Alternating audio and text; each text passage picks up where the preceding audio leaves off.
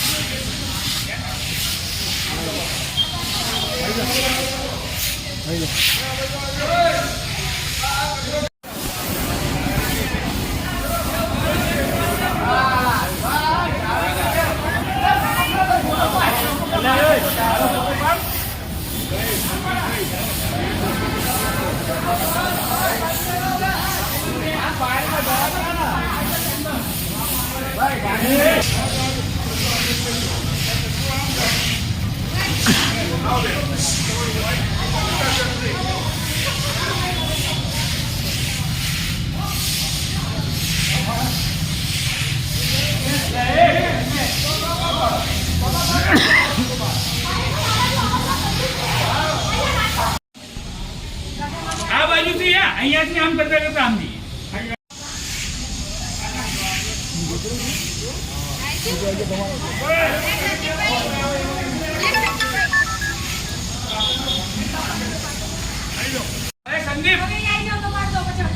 સંદીપ આ બાજુ ફોટો પાડી લેજે આમ।